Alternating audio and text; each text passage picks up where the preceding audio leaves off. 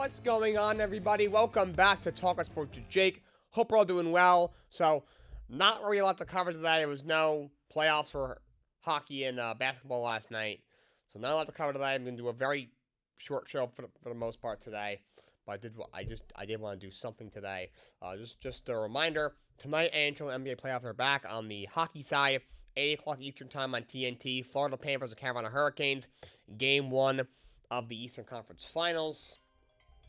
That is happening tonight. And then on the basketball side, we have the game of the Western Conference Finals at 8:30 on ESPN. Minnesota Timberwolves against the Oklahoma City Thunder. That's an OKC. I wish the NHL and NBA would work for each other so that their playoff games aren't on the same day. Also, they're going to happen at the same time. Their seasons are the same amount of games. Their playoffs, it's 4 rounds. It's the same amount of teams make the playoffs.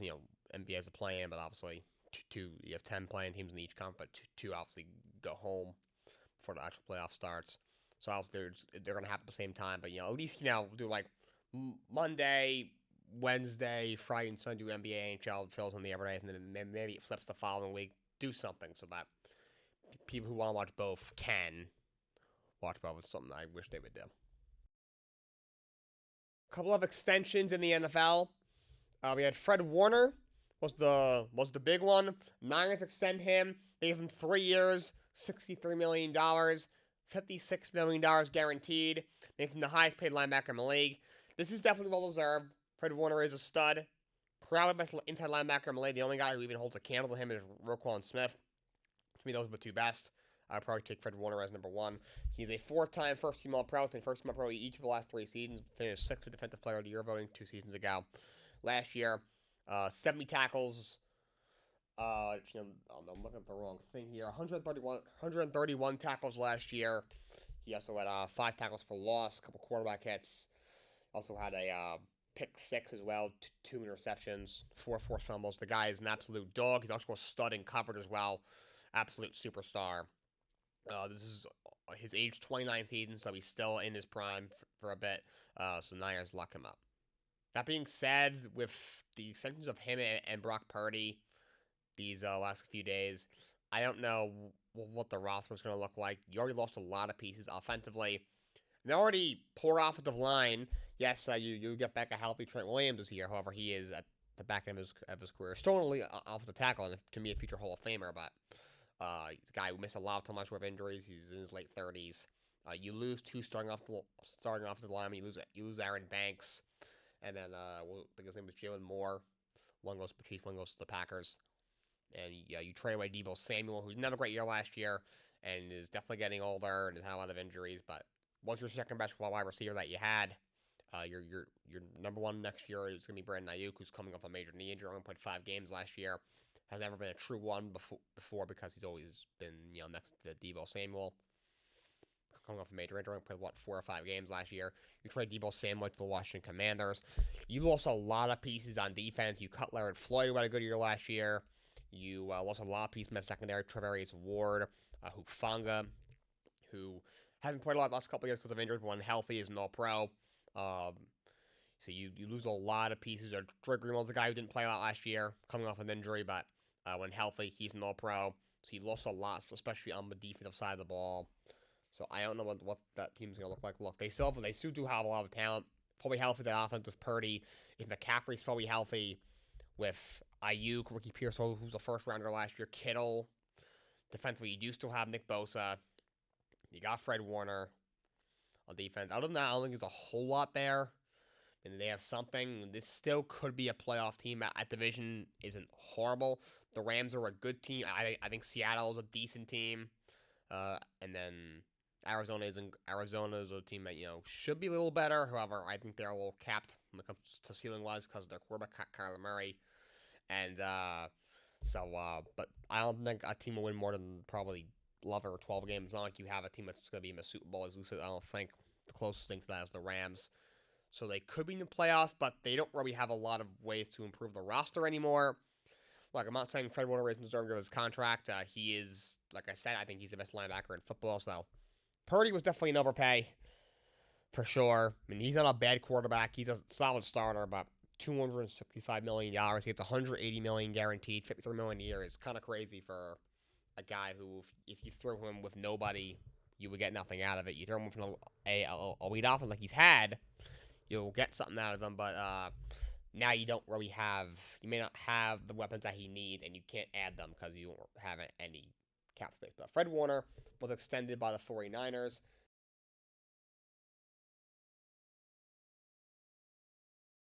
One more extension in the NFL is Joe Thuney. The Chicago Bears extend him 2 years, $35 million. Thuney is getting older. I think he's like 34, 35 years old, but he is still a very good offensive lineman, still an all-pro guard. Bears get him in a trade with the Chiefs. A bit of a salary dump for Kansas City in the offseason, but Bears extend him 2 years, $35 million. The line should be a lot better.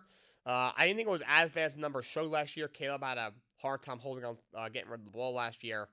Something he's got to work on. And one of the reasons why I think he's going to be a massive bust, to be honest. But you added a little pro center in Drew Dahlman. You added a really good guard in Thuney. You added a bunch of pieces. You really improved the interior of your offensive line. You also traded for Jonah Jackson, get him from the Rams. So line shouldn't be a problem next year.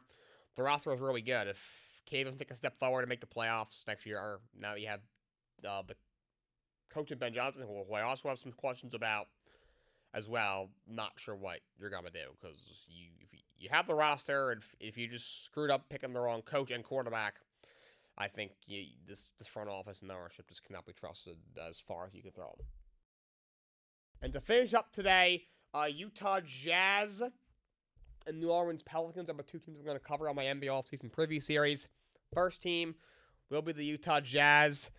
So they were very bad this year. They won like 16 or 17 games. Were the worst team, I think, in the entire NBA. I think they actually nicked the Washington Wizards for the worst team in the NBA. Record-wise, they were definitely the worst team in the Western Conference. Of course, they ended up with, the 5th pick. They got clotheslined in the lottery. There is not a whole lot here. I can see what they're trying to do. They're trying to, I think, they've had a lot of picks. You got a lot of picks back in the Rudy Gobert and Donovan Mitchell trade from a few years ago. And you're trying to see, what you have in these guys and where these guys fit in. However, I don't think they've hit on a lot of them. Obviously, Larry Markin is one of those picks. They got him in a trade. They got him in the Mitchell trade. He's a very good player. I think underrated, doesn't really get any attention because he plays for just god-awful, irrelevant Utah Jazz team. But he is very good. Obviously, he signed a big extension last summer. I think he's one of the better power forwards in the league. Very good. Maybe not a great defender, but excellent scorer. Can shoot the ball, especially for a guy his size. And other than that, I think Colin Sexton's a solid point guard, but nothing more than that, though he is still 26. John Collins has a player option for $26.5 million. He had a pretty good year. I could see him opting out of that. Especially since he's 27, maybe he can get some more salary on a 3 or a 4 year deal opposed to a 1 year deal. Also, if I'm him, I'm getting as far away from Utah as possible. And then other than that, you have Kenyon Martin Jr., who I think his name might help him a little bit because his dad was a good player in the NBA. Hasn't really ever done anything. He was in Houston for a bit. He's not really anything special. You have some young guys here that we're still kind of waiting on. Taylor Hendricks is only 21 years old. Keontae George is only 21 years old. You took Kyle Filipowski in the second round. I actually think he could be a solid big. He's only 21 years old. He was a surprise. Was not a first-round pick last year, especially considering how weak the class was last year. Walker Kessler, I think, is a good player. He's 23. I think he's a solid big. He's like a prime Andre Drummond kind of guy. Can give you 10, 12 points, 10, 12 rebounds. He's a nice double-double guy like that. But, you have Cody Williams drafted last year, who's 20. This is just a really young team that's in the midst of a really long rebuild.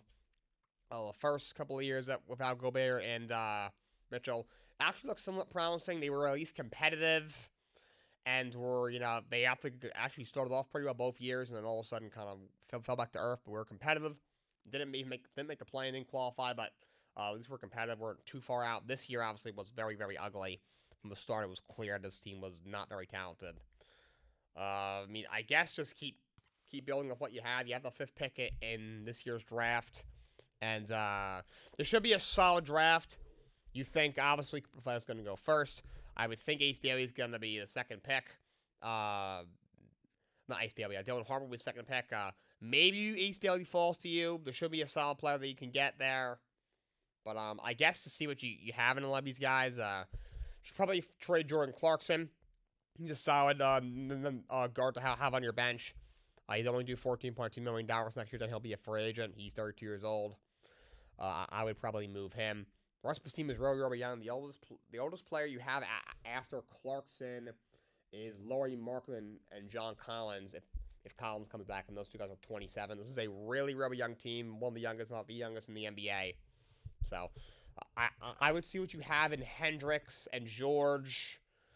I think we all know what you have for the most part in Laurie Markkanen. I would think you know what you have for the most part in Colin Sexton.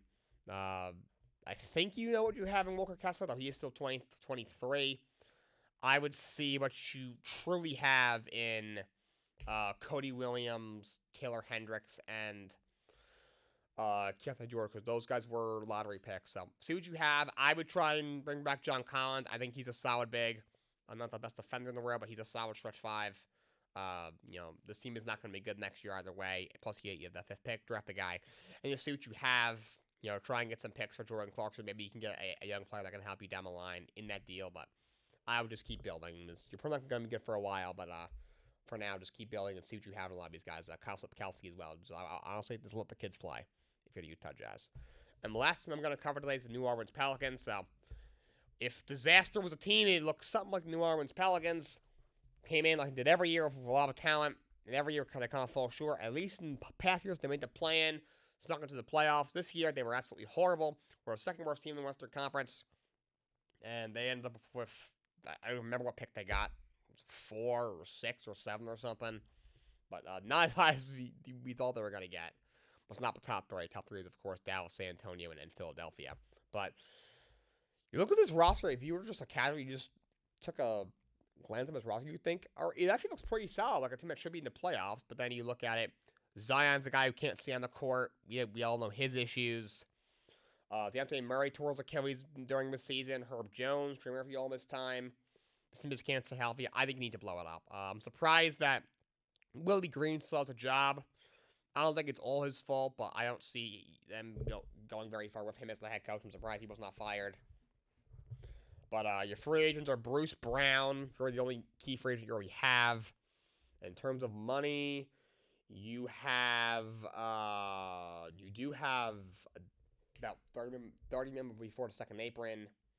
In terms of draft picks, you haven't made a crazy trade to lose like all your picks like some other teams. You do have a lot of picks. You have your pick, which is going to be pretty high. I think you may get Indiana's pick as well as Milwaukee's. So you do have a bunch of picks. You may have Indiana's pick next couple of years as well. Thinking in next year, and they have all their picks at least 2031. So you have picks. This hypothetically is fixable. I know you made a change at the basketball operations department. You let go of David Griffin and you brought in Joe Dumars. Dumars has had a long career. Obviously, was a Hall of Fame guard for the Bad Boys Pistons in the 90s. He also has had a lot of success as an executive. I think it's time to trade Zion Williamson. You draft him first overall. When the guy's on the court, he's a great player. Obviously, phenomenal athlete. Guy that can average 25 and 8. Will give you almost 30 and 10 every night. But he's still 24, but he has shown no ability to really stay on the court. And just, he doesn't seem the best teammate in the world. He's got 4 years left on his deal. His salary kind of climbs every year. It's $39.4, $42.1 million, $44.8 million. Not all of it is, I don't think is guaranteed, so that helps. CJ McCollum's 33. He's got a year left at $30.6 million. Trade him, get some picks back, get something back. I'm surprised they didn't flip Bruce Brown, to be honest. Even Herb Jones, he's 26. He's got 2 years at a pretty reasonable salary. Move him. You don't need him and Trey Murphy to me are basically the same player. I would just keep Murphy at that point. You have a kid in Jordan Hawkins who I like coming out. He's still 22 years old. You have him. Alvarado's a good defensive player. He's cheap. I guess you can keep him, but I blow his team up. They've proven that this team is never going to be able to stay healthy. Even Deontay Murray, I would say trade him, to be honest. You gave up You have a whole lot. You have what? Was it Dyson Daniels, Nance, and a pick or two for him? So you can give up a lot to get him. But he's also tore his Achilles, so he's probably gonna miss some time next year to start the season. He's got $31.5 million next year and $33.5 million, and then a player for $31.6 million in 28. So I would probably wait a year to trade him. But Bruce Brown, no point of bringing him back. Is it me? Do I think he was a lot older? He's 28 years old. I thought he was older. But I thought he was like 33. I don't know why. But I would blow his team up. Trade Zion. It's not going to work here. Get back some young players. Get back some draft pick. Get some picks back for CJ McCollum. Get back some picks for Herb Jones and Trey Murphy. Kyle Lanks, 33. The solid stretch 5 to have on your bench, but he's only got one year left. Trade him. Get some picks back. Just stockpile picks and start the rebuild. All I got for you guys today. I'm not sure when my next show will be. If so, it'll be a resume. The next 3 days I'll be going home. But there's a good chance that my next in-person show won't be until at least Tuesday. But so stay tuned. Till next time. So long. Have a great day.